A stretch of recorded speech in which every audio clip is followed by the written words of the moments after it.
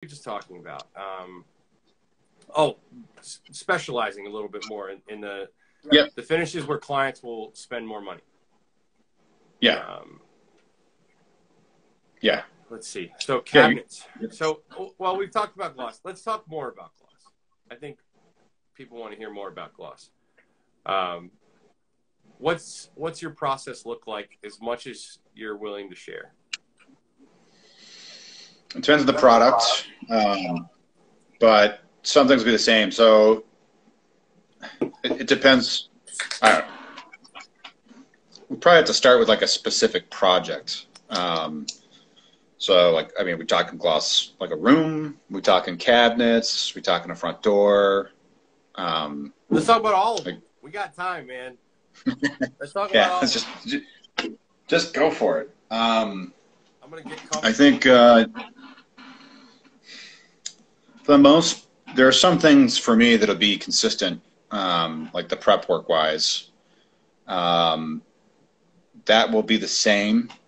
And then depending on the product that you use, the process changes because it's a different product. It has to. So for the actual technical side of it, it's usually tons and tons of prep work. So I try to achieve 2 goals is what I would say. It's what I tell people. The first goal is I want everything flat, and that's the hard part. I mean, I honestly think that's the hardest part, is making a surface flat. By flat, like, I don't mean smooth. I mean, like, if you put a straight edge on a wall, can you see daylight in between your straight edge and your wall? So no high and low points, no dips or valleys. So like on millwork, that could be like the chatter marks from like the router when it was passing through or something like that. Like all those undulations, all that has to be removed. So make it flat, and then once it's flat, then make it smooth, like glass smooth, and then you're off to the races. That process typically will look different depending on what the exact product or project is, and like what your situation is, like what are your time restraints, how fast you have to move, what are you working with, how big the space is. Yeah. Yep. So for walls, I think making walls flat is probably the hardest thing I can think of in prep work. And I know Chris talked about, he had mentioned the USG system of like their level 5, which is not a true level 5. I mean, it's got to be dead flat. You do whatever you take. So I tell people there's going to be multiple skim coats, and it takes what it takes. Like, I'm not going to tell you it takes 3, because it might take 10. I don't think it'll take 10, but you get the point. Like, it takes what it takes till it gets flat. And there's different ways to do it. I've used Swedish putty. I've used joint compound, especially the setting type. And then if the surface isn't too big, I think veneer plaster is probably the best way to go. That's probably the best and fastest. But yeah. So the parameters that we're kind of looking at are, so assuming the budget is the budget, right?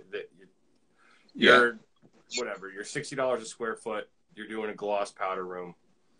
The process to do that gloss powder room might be different than doing a large dining room, ceilings, walls, and trim, for say, because of the sheer volume of space. You're not as concerned about dry times. Yeah. You have some economies of scale that happen when you start to really float. So there's that. Then there's size. There's then timeline, right? Sometimes you can be on really tight timelines, and that might affect the process that you follow. Yeah. and then what the conditions of the walls look like when you start? Does that affect much or not really? I mean, it could if the walls are miraculously flat. But I found more often than not, I mean, it's definitely not the case. Like everybody's got a story where like they've had like a dip that's like a quarter of an inch, or I mean, it's just the way they actually, install drywall. Like you tape the seams and they build up. I mean, if it's residential, it's at least a level 4 USG standard. So like they've put 3 coats of mud over tape, and even though they floated it out, they just put a high point in the wall. Yep. And so if you're going to do gloss, you would have been better off not doing that to begin with. Like maybe embed the tape and then skim the whole wall instead of building up the middle hump. So you have to try to get those out. And that's where all the work is. Totally. Because if you were to put gloss on a perfectly smooth wall that was not flat, it would look like the mirrors at the funny house at the carnival. That's right. It's gonna make you look either fatter or skinnier, and it'll look like ripples in water. So the distorted reflection, which is our worst nightmare when we're doing gloss. Yeah, I mean that's a lot of times, especially dark colors. That's what people want. They want that high detail of image reflection, and the effect is not as spectacular if you see undulations in the wall, or if you look at it from an angle and it looks wavy. Like it detracts from the overall effect. It's just the way it is. So the flatter you get it, the better and more spectacular it is. And that's why like shoreline stuff looks amazing, or that's why these guys out here are doing the work. Like, I mean, they made those walls like as flat as you can possibly get it. Yeah. Okay. So you're doing that. What's your preferred method? Let's talk about, I think, because the easiest thing or the closest to the average person being able to do this gloss is probably doing a ceiling, right? That if someone was going to start on gloss work, would you recommend doing a ceiling? What would you recommend? How about that? I should just say it that way. Well, I mean, I would not pick the most tedious task I can think of and like put it above my head. I see what you're saying. Like the application of the paint is a little more forgiving upside down, though, right? It is. Yeah, I'll give you. Yeah, that's true. That's true. Which I think is probably hard. It's hard for people when they first start. If you're going to start spraying oil enamel, that is a learning curve. And if you're going to start that, and you're already more fit at skimming and troweling things, maybe start upside down. I don't know.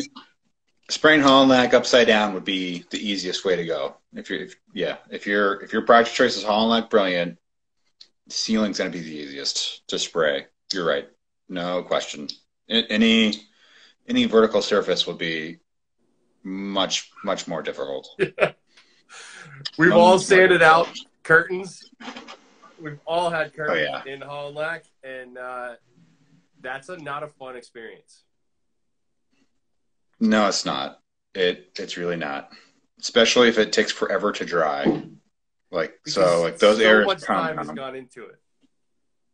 You spend all those hours and hours and hours prepping the surface and sanding the surface, and now you've just created dust, and you're looking for a dust-free environment, which is insane. Yeah.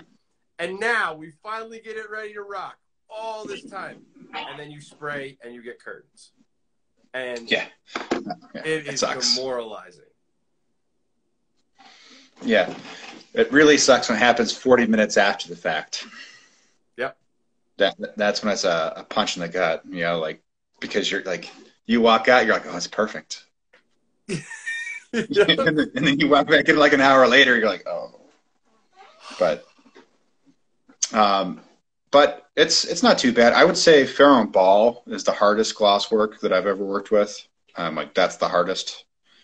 And then Fine Paints has challenges but if you practice, it's not as bad, I don't think. Um, you got your dust you have to mitigate, and then you got to get it on thin. But the new 98 is pretty forgiving in terms of how well it lays out. So um, that's not so bad. I mean, it's really not. And then I've done other stuff like Ilva, and that stuff is nasty if you're using the solvent. Um, and you got to keep your wet edge. Like that's the hardest part, I think. I mean, they all have their challenges, but I think if somebody's going to jump into it, like you should do Holland Lac. I mean, that's where I would start. And when you're doing it, make sure you have a foam roller ready, so that when you do get those curtains, because you'll get them, I guarantee you'll get them. When you do, at least you can foam roll them out to make the sanding process later a little bit easier. You could do that, yeah.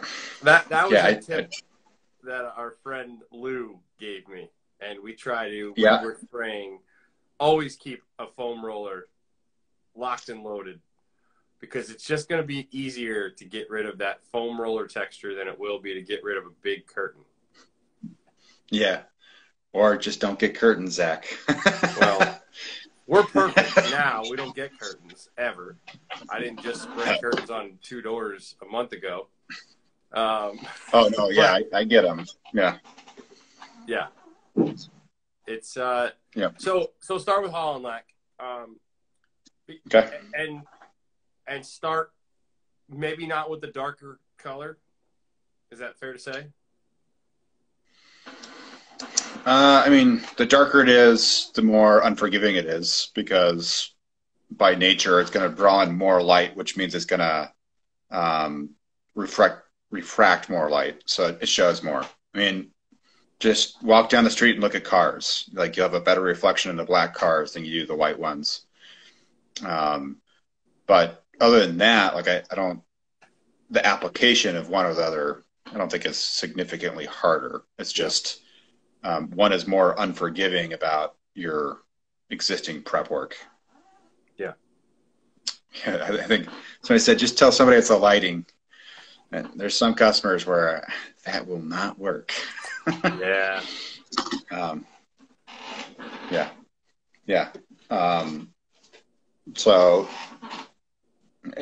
a light color is probably fine, but let's be honest, like it's funner to do dark color. Like 100%. The payoff is much better. Yeah. So I don't know. I mean, if you're going to do it, do it. Okay. That's a great tip. If you're going to do it. That's how we all started, Yeah. Someone asked you to do a gloss door, you did one, and then you were able to get better the next time and better the next time. That's what I try to tell people all the time. It's like, just start. Like, do your own door, do a client's door who wants to pay you $400. I don't know what door costs. Door painting, basic door painting costs. I have no idea anymore. All we do is insane doors. But whatever the going rate for a door repaint is, charge them that. And then ask them, like, hey, can I upgrade this? And, baby step your way, because we've had to pay in blood, sweat, and tears to get to be able to produce the level of work that we can produce today. Yeah, or triple your price. Like I remember the first Holland Lac job I did, like I was like, okay, I know it's hard. I'm going to add time to this, right? Like I'm adding time. And then like I was like, great. Like I've got room in my budget for this. And it took like 3 times longer than I thought it would take with my added time. Yeah. And then like I thought I was like hot to trot. And then you look at it at the end of the project, it's like, ooh, I should have been like triple the price. So there's an argument to be made, like, get your budget so that you can make it perfect too. Like, don't. It's tough to sell jobs if you don't have a portfolio. So, like, I routinely sell jobs today. I sold a Dutch door for $6,500 this week, and a couple of front entry doors for $13,000 to do 2 doors. That's the end game. That's what I heard Chris Polidoro doing and was like, how could I ever do that? But Yeah. It's you don't start off there. No one's ever going to pay you near that amount of money when you first start doing this. But little by little, you'll develop a reputation to the point where now I can look at you and just say, it's $6,500 to do that door. If you don't want it, like that's fine. You know, I'm really lucky that I built the reputation and I've kept demand high and supply low so that I'm able to get what it costs. Because, yeah, that Dutch door, it's going to cost, for us to be profitable, it's $6,500 to do that door. Yeah. Do I wish it was $3,000? Could I sell more? Yeah, probably. But we're known for a thing and people want a thing. And anyone who's done this stuff knows that's what it costs, you know? Yeah. It's expensive. Yeah. No doubt. Yeah. If you have to ask the price, it's too much for you. Kind of. I mean, but I think that it's a self-selecting group. Now, granted, some people do call, right? They see a door that we've done and they call and they just don't have any idea. But yeah, I've had that. Yeah. I think it was a week and a half ago, somebody called and asked about a door. And I think I was like at 3,500. Like I could tell in the tenor of her voice, she was like, oh, I don't think I was expecting that. It's like, okay, yep, that's fair. But you gotta feed your family at the end of the day. I mean, well, this is not a charity that we're running. No. And no one needs a door that's like that shiny. You know, it's not like I'm coming in because this poor old lady's a widow and a tornado ripped her door off. Like it's not that situation. It's a luxury product. Yeah. Yeah. What we're offering is a luxury product. And when you want a piece of art, like you just go buy the piece of art. And, you know, I believe our doors are art. When I tell a client every time, like, we're going to deliver you back a piece of art. It's going to be amazing. Yeah. You know, when we put the plywood up in their front doors, I always tell them, like, oh, the first time when I first told someone I was going to take their door, I have the door right now. The first door that I ever did, I took it off this week, and we're doing it. And when I told a guy I was going to take his door and put plywood up, I was so nervous to tell him that. And luckily I had a good relationship with him, and it was like, okay, like, I guess. And now at this point it's hilarious. I'm just like, yeah, we're doing it. And I used to say, like, oh, I'm going to take it for like a week. And now it's like, I'm taking it for 3 weeks, right? 3 to 4. Like little by little, you start to understand when you say what it actually takes and you just don't say another word. People don't keep talking because it's quiet and awkward. Yeah. Don't fill the silence. And magically they're like, okay. They have to process it because they're like, well, I don't want plywood up on my door for 3 weeks. But when they're faced with like, well, this is what it is, then they go, okay.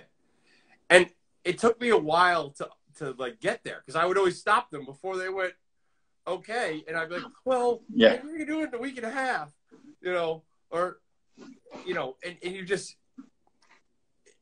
you have to get some of these under your belt to know what it takes. Yeah. I'm trying to see. I don't know what Mickey the Painter means. Is your front door Lamborghini like ZK or Jack? Just curious. What do you mean, Mickey?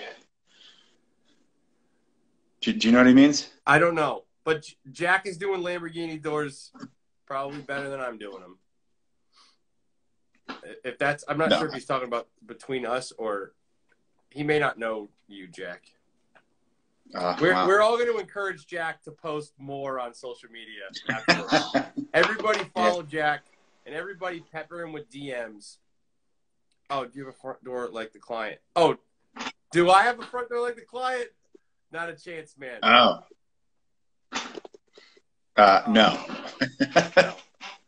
I always say, like, I'm not my ideal client. Like, I definitely can't afford me. Like, Chris Polidoro, he can afford Chris Polidoro. He's killing it, right? But Yeah, probably. Yeah. he's accelerated. He's got FP all over his whole house. His garage doors are gloss. Everything's gloss. But yeah, no, I have a front door that's 200 years old. It's got some weather to it. Would I like to restore it one day? Yeah. Is it going to happen anytime soon? No. Yeah. My front door looks like the door that I was practicing on because that's what I was doing on it. Like, it was like, I wonder if this will work. Let me try this, or maybe if I try this amount of thinner. And I started practicing on the front door because my wife told me I couldn't practice in the kitchen anymore. All right, so this is actually great. We've been meaning to talk about this exact thing, R&D. Let's go into some R&D. What does that look like for you? For me, if I have a new product, like even bigger than that, do you do R&D?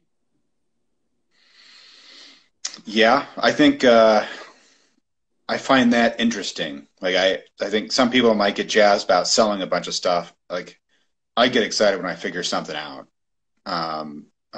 Like that just kind of gets me like, for whatever reason, that scratches my itch. It's like, oh, I can do it this way. Like there's an easier way. Like this worked. Okay. So I enjoy that aspect of it. Like I like getting a new product. I like making it work. I like seeing if there's a better way to make something work. It's like, okay, like this way takes forever, or this is really difficult. Like, I mean, this doesn't stand well. There's something else I can use. What can I do to make this easier? And usually my mind's racing with those kind of questions and trying to find, maybe less orthodox ways of trying to tackle the project and, to get that result, to make it work. So I'm usually open to trying it, just to see if it works. If it doesn't work, then we don't try it twice. But I'm all game. I'm game. You discover things or find things out that you wouldn't, and sometimes it's something you wouldn't think works, but it for some reason it works great.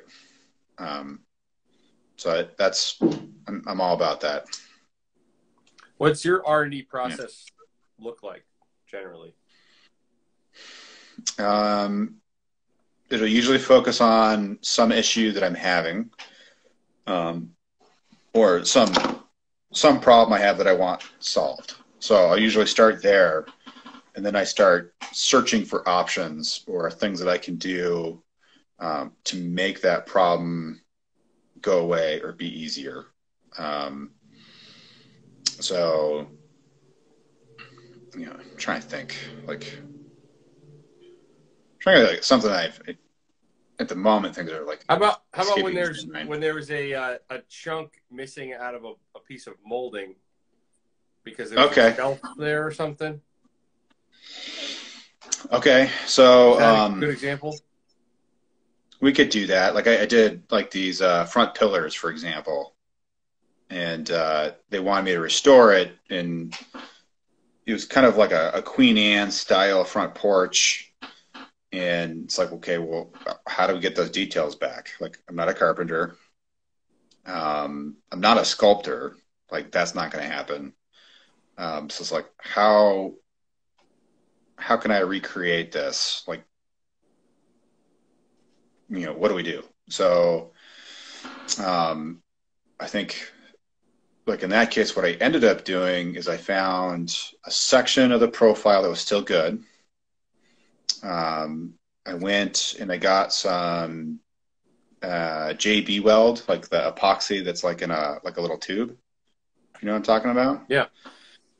And what I did essentially is put wax on the surface so it won't stick, and I just jammed it into the profile, and I created a form right? So you pop the epoxy off, and now you have a perfect copy of the profile that was good, and then you have something you can trowel with. So I think I used Avatron wood epoxy, and I just troweled it with my form in place, a little rubbing alcohol as lubricant, and there you go. Like, I didn't carve it. I just found a way to recreate it, and just kind of had to sit down and think about it for a second. Like, if I was going to do this, how do I do it? And Yeah. I'm sure there's other people who have figured out how to do that, or there's probably other ways, but um, it's I think a lot of the R&D is born out of problem solving. Yeah. Like, Research and development for someone who is saying, probably making a joke about R&D. yeah, Yeah. So like many great inventions or things that move forward, it's you start with a problem. yeah, And yeah, it's the way your brain is. It's probably a combination of things. I mean, I can speak for myself. You have a brain for deconstructing things, but also you have a experience learning, right? You've gone through higher yeah, education. You learn how to learn. So you take sort of the fundamentals of what you're doing and apply it. yeah. And like, I think there's a lot of people around you that you can get information out of too. That's helpful. Like, I don't know everything, um, but my paint store, like, they have people who know things. Or mean, sometimes you run into a paint rep who doesn't know a whole lot, but then there are paint reps out there or product reps who know um, an amazing amount of information. And if you talk to them, like, the guy who repairs the spray equipment out here, Greg Bittner from Bittner's Spray Equipment, like, he's repaired sprayers for years, and like, he's got a certain down to earth common sense about stuff that's like, well, he just knows stuff. Like, he understands how the fittings work, how airflow works, and sometimes you can tap that knowledge or reach outside the box. Like, there's a ton of industrial wood coatings that have amazing products that there's no reason you can't grab it from that shelf and see how well it plays with the architectural coatings. Like, you just have to find the people who know the products and start asking questions. And sometimes they get kind of like, they're kind of like, why are you asking me this? Like, I just want to sell you something. Like, but you just have to get over that. You just have to harass them. And if it leads to you buying some of their products, then it's all good. They don't care. But I've learned a lot just from having a great network of people that I can reach out to. So Greg's one, but there's a lot of other people. And you learn what's out there. Like, you learn how many toys are actually at your disposal, and take it from there. I like that. So you're cultivating resources. You have cultivated and continue to cultivate resources. Yeah. We're not in this alone. No. And like, there's no way I could know it all, but like, there are people who know things that once I know what they know, they're like, oh, okay, like, that's big. Like, now I get it. But like, you wouldn't know that. So like, if you're gonna talk about like sprayer technology, like, I wouldn't say like I'm particularly like, I couldn't tell you all the engineering nuances between a piston or the stroke or a diaphragm, things like that. But when somebody tells me, oh, they only use diaphragms to spray John Deere tractors because of the paint shear, then you're like, oh, is that a fact? Like, that has something to do with paint shear. And then you start asking, it's like, oh, okay. And then you can start putting two and two together. But like, to them, that's just like matter of fact, common knowledge. But to me over here, like, I wouldn't have known that. And all of a sudden it becomes quite relevant. because the architectural coatings are beginning to catch up to some of the more industrial coatings. Like sometimes these problems aren't new. Yeah. They're just new to us. That's a really great piece of advice. I love social media for that. I've done it in my local area, but with social media, you're able to network and connect with people from all over the place. Yeah. And if you really want it, you can learn a lot. Yeah. And then, I mean, you got to play with your products, you know, like, so if you've got Holland lac, like you need to know what happens when you begin to thin it more than 30%. Yeah. Like you need to know how it behaves if you don't thin it at all. And preferably you need to know that before you do the project. Hence R&D, not yes. Yeah. done at home on your door. Yes, exactly. Something that your wife will not be upset that you're practicing on. Like that's huge. And I'm going to emphasize that something your wife does not care that you're practicing on. I went and bought random furniture to do my early testing of Holland lac. You know, and because well, to be honest, I thought it was this genius business idea. You're going to sell it. Yeah, I'm going to go get this mid-century modern furniture in Vermont, and I'm going to drive it down to Rhode Island. I'm going to put gloss on it. I'm going to sell it for $1 million. Not a good idea, but it taught me a lot. Like we learned a lot. Yeah. Larry Lanuette taught me a lot about that idea of go break the paint, like go find its parameters, find the two sides where it breaks, so that you know where you can play around. Yeah. Or just test unorthodox things, like how well does the paint trowel? I mean, no one trowels paint, but you never know. I mean, it's like what I found doing that was for some scratches that you'd use like Bondo glazing for, you know, like the real thin stuff. Like, yeah, there's times where if I just trowel Eco Primer, it fills it just as well. Oh, you're a sicko. That's He brilliant. says, what doesn't a wife not like, Jack? Asking for in. Okay, so a wife does not appreciate if you paint half of a window casing in the kitchen. A wife does not appreciate opening any kind of can that might smell bad anywhere remotely close to bedtime. Like, don't do it. Yeah, there's for the most part, if you can, do it in the garage. If you can't, do it on the exterior side of your front door because it's not inside. And if not, then you can do the furniture, but we just have a bunch of furniture that's like halfway painted. That's what happens. I mean, yeah. That's awesome. Yeah. But yeah. So you do a lot of that. You are constantly thinking of things and going to test them. Yeah. Like we both do the Vero metal, and then it's like, so the question is like, well, how do we polish that up? How do we make it super shiny? And like what works, what doesn't work. And it's like, well, like, I mean, you just kind of have to hit the drawing board. It's like, and I just, as a matter of fact, like just as policy, like I'll try it just once, just so I know what happens. And like,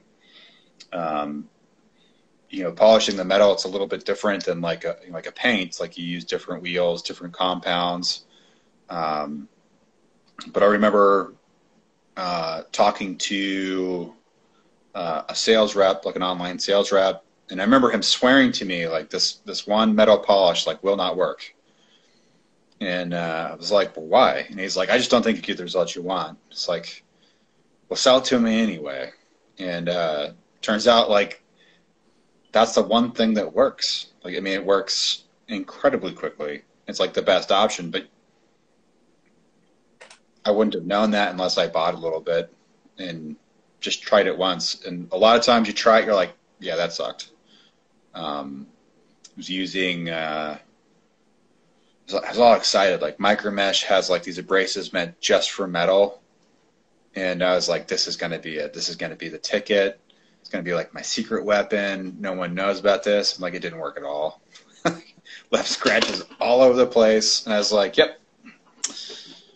Good thing they gave me a sample and I had to buy that one. But yeah, try it. Even if it sounds crazy, see what happens. That's definitely up my alley. That's a great piece of advice. And I think the same thing I can attest is true with business, not just the painting side. Try things, and because you won't know what works and if it works until you actually try it. The theory is great. Theory is awesome. We talk theory all the time. But at a certain point, you have to actually put it into practice to see if it works. Yeah. Yeah. Perfect theory is not good enough. Yeah, theory does not get you very far. I mean, doesn't get you paid, that's for sure. No, it doesn't. No, it doesn't. Yeah. Let's talk about cabinets, because everybody paints cabinets. Okay. I would think almost everybody that's listening right now paints cabinets or knows someone that does. Okay. What are your cabinet painting processes? I would imagine you have a couple different options. Yeah, I like cabinets. I mean, for the most part, they feel pretty stress-free in comparison to other stuff. So for cabinets, if they want them brushed, I'll typically do Fine Paints of Europe, and that for the most part, that's like either Holland like eggshell or satin. I personally like the eggshell the best. Just the way it dries and you see the brush marks. But if not, for most cabinets, I'm probably doing a polyurethane of some sort. And I used to give people lower tier options, but it didn't work out well. And the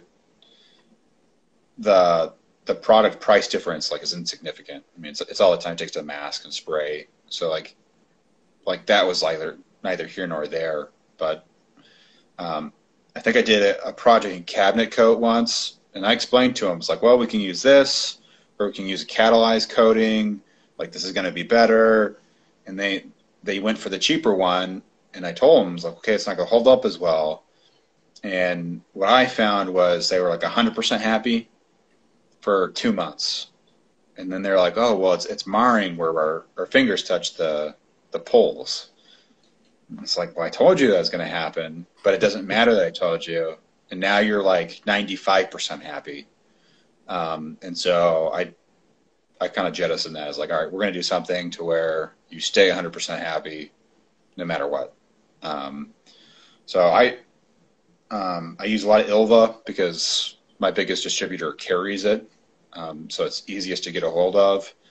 If they wanted something specialty, we could reach across and get something from a different brand, but day in, day out, it's usually Ilva.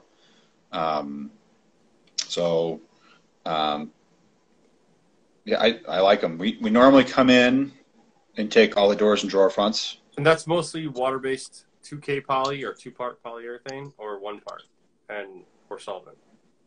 No, typically water-based 2-part because no one wants to smell the solvent.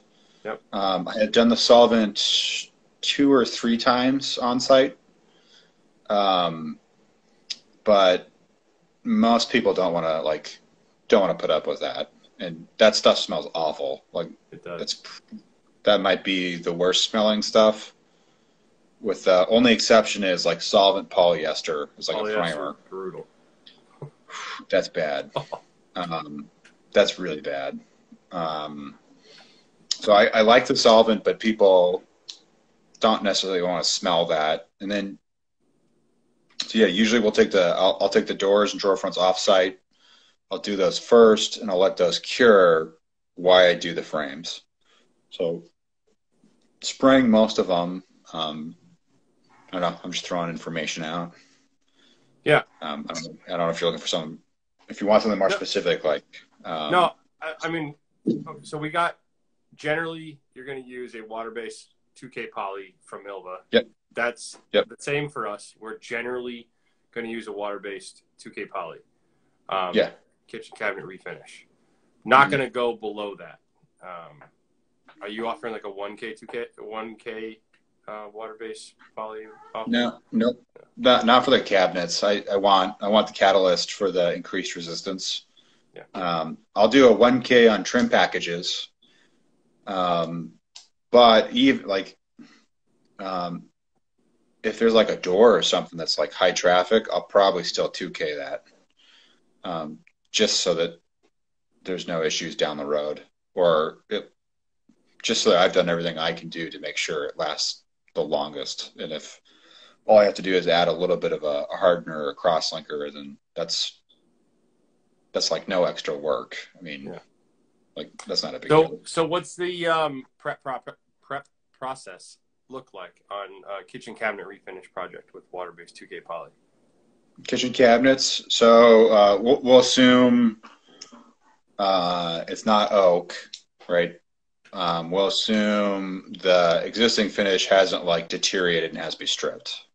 Yep. Right. So we'll do all the masking, all that stuff, but I'll wash twice. So we use some sort of degreaser, and then I'll wash a second time with just a normal cleaner, something that doesn't leave a residue.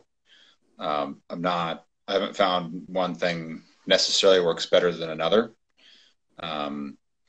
So it can be lacquer thinner, or it could just be Durtex. Like I don't really care. But I do it twice to be thorough, to make sure there's no contaminants that are left. So yeah, usually I'll come in. We'll use like those blue shop towels that are paper towels, but a little more robust. So I like those because once they're saturated, you can't, then you just throw it away, and that it prevents people from wiping with something that's contaminated. Because if you just spread the contaminants from point A to point B, that's not, it's pointless. So yeah, we'll use paper towels for the cleaning process, and then typically I'll sand to 180, and I don't go lower than that, but I don't really go higher than that because I want the primer to have tooth. I'm a big fan of using a barrier coat or some sort of extremely sticky primer. So I'll usually do a barrier coat, and then my standard is I'll do like 2 or 3 coats of undercoater. So whatever the high build primer is for the top coat, I'll use that, and that is going to do most of the perfecting work for me. That's a 2-part primer as well? Sometimes. Sometimes I use different ones. I don't always catalyze a primer. Like sometimes you should, I guess, but I don't always. Is your barrier coat or isolator, is that a 2-part product? I use something from ICNS. I think it's called WBV1000. They got to work on more marketable names. Like it should be like Stickinator 5000. Like, I agree. Like something that's easy to remember. There's different versions of it. Like sometimes there are 2K variants, but typically it's typically I'm just using like a 1K. Yep. And that usually solves most problems. Did shellac for a while. But I like the 100% waterborne system if I can stick with it. And this stuff sticks pretty well. in most cases. There's only been one case where I had trouble. It was like the first job I had an apprentice on, and it fisheyed everywhere. And it's like, this sucks. Start sanding. Yeah. So I that's my go-to for most kitchen cabinets. Because I really want it to. I don't want it to chip on the corners. I really want it to stick. I want it to stay in block. Um, that's my favorite so far. Yeah, we've just switched to that. We're using a 2-part isolator and a 2-part primer and a 2-part top coat, and I'm much more confident in that system versus the shellac system. We were having a little bit of I went back and touched up a job that had some paint chipping. I don't think it sticks quite as well, Yeah. especially on corners and edges. Yeah. And but it can problem solve things that other primers won't. So I use it more as a problem solver than I do as a go-to. But normally I'll sand the doors. I should say before I do the isolator, I try to patch everything. Okay. And I try to do it all. And what patch what type of patch are you using? What product? I switch it. No, I switch it. I use Bondo glazing sometimes. Sometimes I use Timbermate. Sometimes I use an automotive Bondo, a second step, which is they call that a glaze. Yeah. So there's a spot putty and there's glaze. So it really depends on what I'm filling. If it's like a nail hole or something like that, probably Timbermate. If it's something really shallow or minor, it's got to be something that's not going to pull out. If it's something that's bigger, more substantial, I might use a 2-part polyester filler. But I will try and complete that filling stage to the best of my ability. So I won't fill once and move on. Probably by de facto, we'll fill everything twice. And I'm going to catch as much as I can in that step so that I'm not repeating stuff. If I backtrack and have to fill a bunch later, then I'm starting sequences over. That it just slows me down. Yeah. Then barrier coat. In a perfect world, you get it all filled. You do your barrier coat. You do 2 coats of primer. You sand it, and it's perfect. And then you spray it. And usually after the last coat of primer, I'll caulk whatever needs to be caulked. That was a question somebody actually had for me to ask. Okay. Someone had put that in there. Is it better to caulk? Is it better to put primer over your caulking and then top coat, or is it better to prime, put caulking, and then top coat over your primer? Please explain. I say I would say do your dry sequences before your wet sequences. And to me, caulking is your first wet sequence. So I leave that kind of towards, I guess priming's a wet sequence, but you sand and create so much dust. As far as I can tell from everything I've read about caulking, if you read the ASTM standards, as long as your surface is clean and sound, it could be bare wood and it'll stick just fine. In most cases, primer is not going to increase adhesion. There's only the rare cases where if you're priming masonry or something or if you're caulking masonry or something, where if water can get behind your caulking bead, it can cause the bond to break.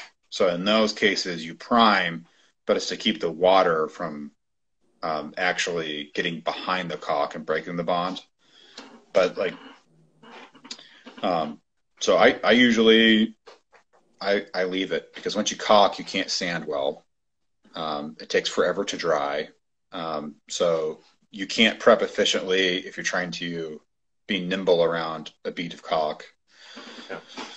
So I leave it to typically as soon as we're done cleaning like we've sanded the last coat of primer, we've cleaned everything, right before we're ready to spray, then I caulk. Yep. And then I like to do that coat because if it does shrink and pull, I can always do a caulk repair in between my first and second coat. What caulking are you using? It changes depending on the top coat or the situation. If I have something that's going to dry very hard and it's kind of brittle, you can't have something that's too flexible underneath it because it'll spider check. Yeah, we just experienced that. Yeah, so if it's 2K poly, something you've catalyzed, it's going to be the fast dry Tower Tech, the accelerator. You have to have that. If it's, I'm going to be buying a couple cases of it after we hang up from this. Yeah. Well, I wouldn't use that for everything. But under our 2K poly, we have been struggling to find, and it's a great insight. That's why we talk about this stuff. But yeah, of course, we're always looking for the most flexible caulking that has the most expansion, but that's not good if you're going to put a really hard coating over the top. No. Normally, like what you would associate with that is like, oh, well, that's the fast dry, so you can just do high production and just knock it out and get out of there. And like, there's a lot of cases like where I would prefer to use like the normal Tower Tech, that's got a higher rating for flexibility, but I have never had a spider checking issue or a caulk failure. Like no one's called me back for any kitchen cabinets using the accelerator underneath the 2K poly.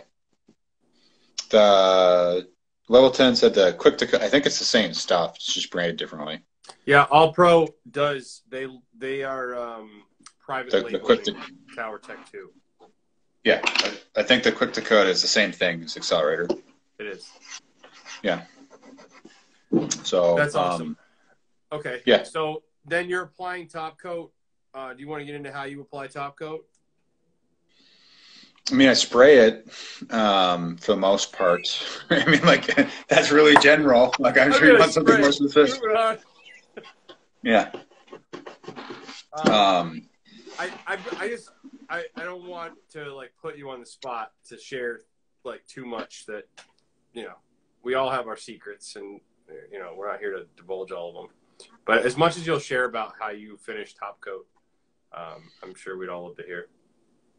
Well, so, I mean, it's going to depend. Like, this is where you have to know your coding and, like, what works and what doesn't work. So, like, I'll be really specific with one, but, like, that isn't going to translate. Like, I found different coatings work better with different technology, like spray technologies. Like, some things spray better with one thing but not another. It's just the way it is.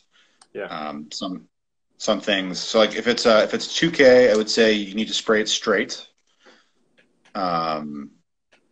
You do not thin it. They're not happy that way.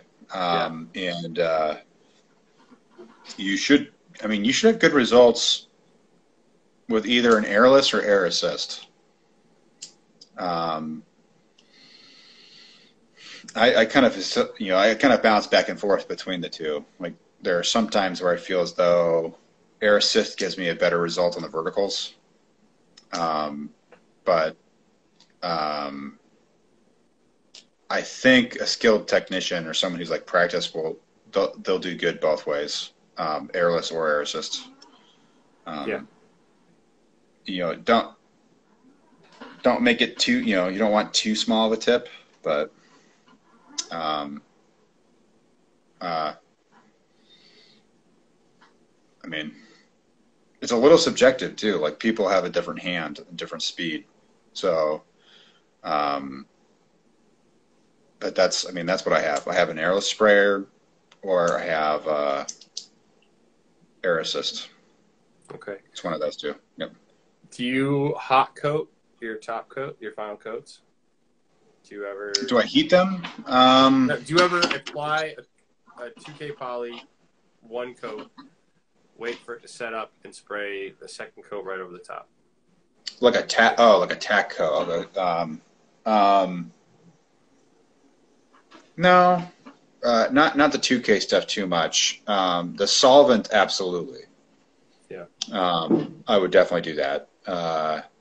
But the tack coat, not so much. I tack coated with fine paints for a while, but I backed off of it.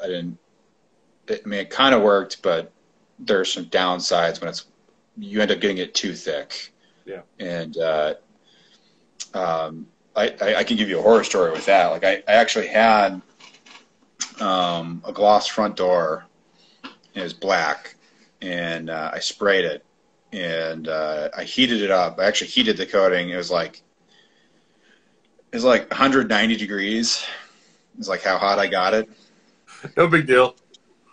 Yeah, no, and it was like liquid, and I sprayed the door, and it was perfect. It was like glass. There's no runs, no sags. We were, and I walked out of there, and a week and a half later, it started wrinkling, and I don't know why. Like the backside didn't, but the front side did. So it must be something environmentally related. And the only thing I can think of is, even though there's no runs, no curtains, it's too thick. And, the top must have tacked up and dried, but underneath was still wet. And so essentially you had like a film over a wet foundation, and then in like these corners and grooves, it crackled everywhere. And to come back and redo the front of it. I still think it's probably more the temperature, but that's just my gut is that's what you get for spraying 190-degree heated paint. It's 98. Were you wearing like a massive insulated glove so that the sprayer didn't melt your hand? No, that's fine. Oh, it's fine. The gun was hot, correct? It was warm, but it wasn't like unbearably warm. I honestly think, because like I did the same. I painted both sides of the door. And the back side was fine, and the front wasn't. So I think it's because it's so humid. It was like in the middle of summer in Chicago, and I think like that evening. It was 98, so it wasn't the evening. I think it sat for like an hour and a half, maybe close to 2 hours, and we had like a huge thunderstorm that came through, and the door was like well under cover, but I just think like the relative humidity like went so high up that something happened on the front. But it's embarrassing to go back and they're like, "Why did I do this?" It's like, I have no idea. I don't know. Yeah, I don't know. Because it's. My thought was like I got it thin because I heated it up, but I didn't actually I didn't reduce it with like a solvent. So I just think it was the volume solids were so thick and it dries so slow that that backfired. So tack coats, I don't mind those with catalyzed coatings that are really hot, but if they take a little longer to dry, I get a little nervous doing that to run into issues. We have 15 seconds left before this hour is up. Okay. And I'm going to switch it right back, and we'll go for a little bit longer. Fair enough. Yep. All right.